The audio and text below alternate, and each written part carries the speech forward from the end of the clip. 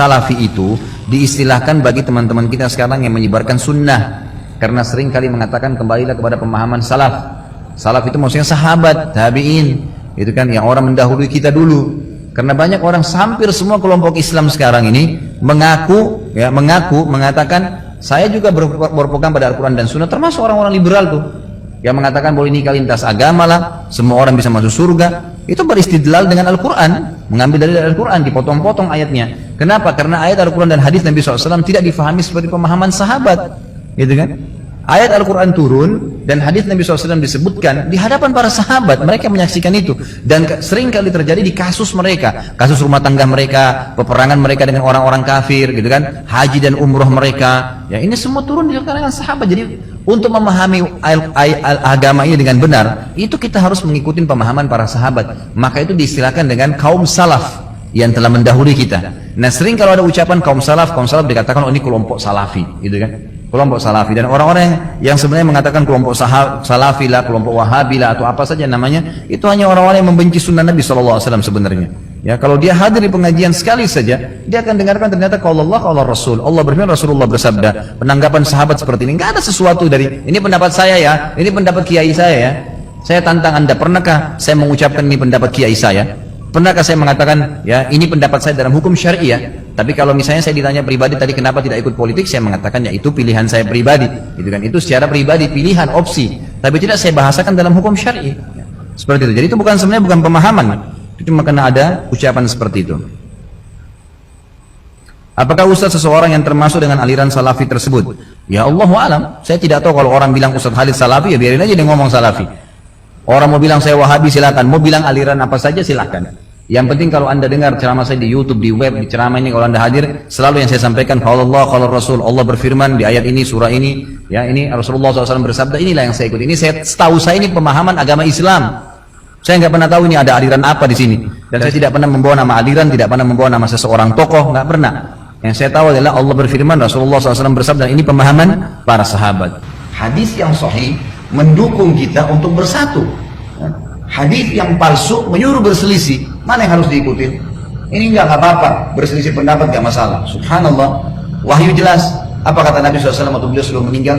Taraktu fikum amran ma in tamassaktum bihima lan tadillu abada, kitabullah wa sunnati. Saya akan meninggal nih, kata Nabi SAW, saya tinggalkan buat kalian dua pedoman utama. Kalau kalian berpegang teguh pada keduanya, kalian tidak akan pernah sesat. Kata ulama, sesat, berselisih, menyimpang, saling musuh-memusuhi tidak akan pernah terjadi kalau kalian berpegang pada itu. Kata Nabi SAW, kitabullah wa sunnati, ikuti Al-Quran dan sunnahku.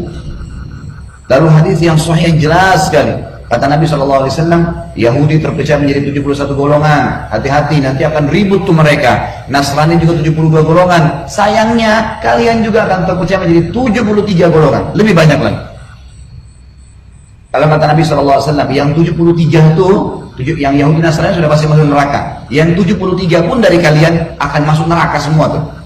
Masuk neraka dulu, nanti baru masuk surga. Tapi masuk neraka dulu. Kecuali satu, kata Nabi SAW. Ada satu yang masuk surga tanpa hisab. Para sahabat penasaran, ya Rasulullah, siapa yang satu tuh? Kata Nabi SAW, makana ana alaihi wa ashabi. Orang yang mengikuti ajaranku dan sahabat-sahabatku. Kembali ke mereka. Al-Quran turun kepada siapa? Nabi Muhammad SAW. Nabi Muhammad ajarkan kepada siapa? Sahabat Nabi. Selesai. Ini konsep kita. Sekarang umat Islam nggak mau tahu. Oh itu zaman Nabi dan sahabat sudah kuno dulu. Tinggalin aja. Subhanallah. Kalau begitu Anda mau belajar wahyu dari mana? Kalau mau buat ajaran silakan. Muncul Ahmadiyah, muncul liberal, muncul ini. Semuanya dasarnya penolakan terhadap landasan awal agama. Sudah jelas. Mau belajar dulu silakan. Nabi SAW sudah ingatkan, ini bukan perkataan saya. Semuanya masuk neraka tuh, kecuali satu, yang berpegang pada apa yang saya ajarkan dan sahabat-sahabat saya. Sudah cukup. Pelajari dari Nabi SAW, bagaimana pendapat sahabat, kembangin. Udah, itu saja. Sekarang banyak orang, subhanallah, lebih pintar daripada Nabi Muhammad SAW. Kenapa saya bilang begini? Ada sebuah buku saya tulis, judulnya Kiaiku Muhammad, Kiai Anda siapa? Untuk meluruskan banyak pemahaman. Banyak di Indonesia ini kiai-kiai, ustad-ustad, siapalah julukan mereka, melakukan perbuatan-perbuatan dalam Islam yang baru. Gak ada. Di generasi awal Islam gak ada.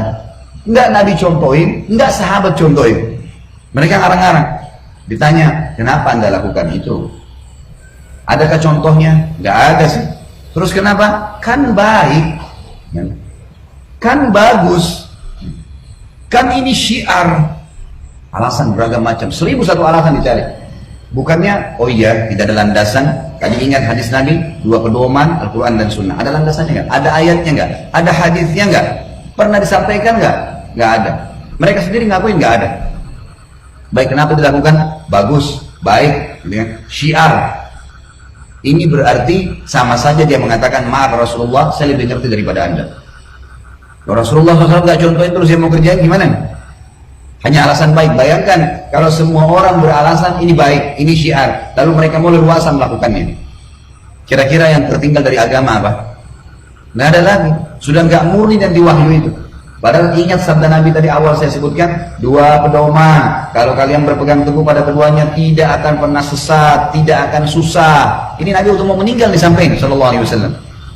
Kitabullah wa sunnati. Ingat Al-Quran dan Sunnah. Ustadz, kiai, habib, siapapun depan anda kalau menyampaikan sebuah, ini lakukan ini ya, menyampaikan sebuah hukum, tanya, ada ayatnya, ada hadisnya, ada contoh nggak?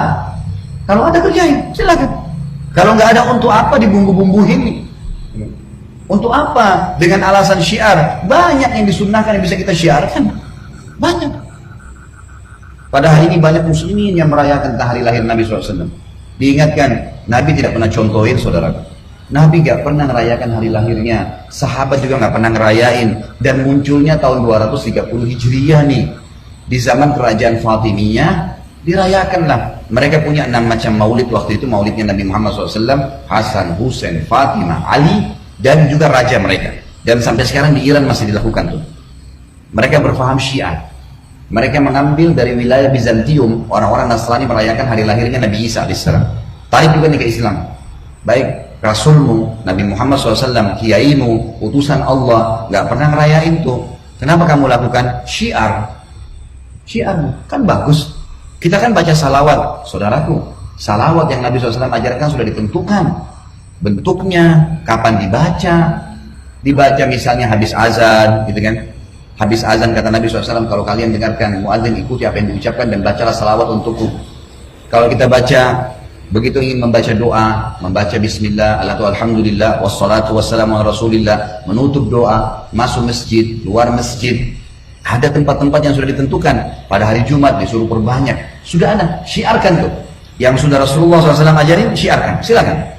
Jangan syiarkan sesuatu yang anda karang-karang. Kadang-kadang kalau diingatin tersinggung. Nih, Wahabi nih. Ini aliran sesat nih. Subhanallah. Dikatakan kembali kepada Rasulullah, kalian mengatakan ini sesat, ini garis keras.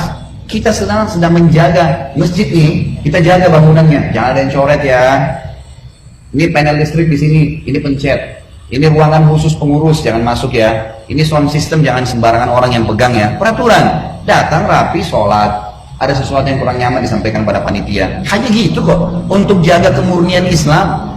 Semua ya, direntet dalam sejarah Nabi SAW dan para sahabat, terutama Khulafaur Rasyidin, masa kejayaan Islam berjaya pada saat itu karena berpegang pada Al-Quran dan sunnah Nabi Muhammad SAW. Apa beratnya teman-teman sekalian? Kalau anda berpegang pada sunnah Nabi, beratnya apa? Cukupkan dengan itu saja, nggak usah tambah-tambahin. Selesai. Kan bisa ya? Tapi orang-orang nggak mau, dibumbu-bumbuhin. Hadis yang lain, kata Nabi SAW, alaikum bisunnati wa sunnatul khurafa'ur rasyidun al-mahdiyun min ba'di. Berpegang pada sunnah-sunnahku yang aku contoh-contohkan dan sunnah khulafaur rasyidin Abu Bakar, Umar, Utsman, Ali radhiyallahu anhum ajma'in. Addu 'alaiha bin nawajid. Pegang teguh pada keduanya walaupun dengan gigi geraham kalian. Nabi SAW sudah tahu nanti ada orang buat-buat nih yang tidak bertanggung jawab, suka ngarang-ngarang. Kata Nabi, berpegang teguh walaupun dengan gigi geraham kalian. Wa iyyakum wa muhdatsatil umur, dan hati-hati jangan tambah-tambah nih agama, gitu kan. Fa inna kulla muhdatsin bid'ah, semua yang ditambah-tambah itu perbuatan baru dalam agama. Wa bid'atin dhalalah, perbuatan baru pasti membawa pelakunya pada kekeliruan. Kenapa keliru? Kenapa sesat? Karena tidak ikutin panduan wahyu. Allah maunya A, B, C, D, kerjain ya. Tinggalkan Z, ya, dan seterusnya. Ini nggak boleh. Baik, sudah ada jelas panduannya. Enggak, datangkan yang lain. Nggak bisa, nggak akan ketemu. Anda kerja di perusahaan, pimpinan perusahaan bilang, Senin pakai baju putih, Selasa pakai baju kuning, Rabu pakai baju hitam. Datang jam 7 pagi, keluar jam 5 sore. Ada pegawai datang, Senin pakai baju hitam. Rapi, tapi baju untuk hari Rabu tuh. Diingatin nggak mau gimana? Keluarin. Nggak diterima, nggak ada gaji, nggak ada pekerjaan.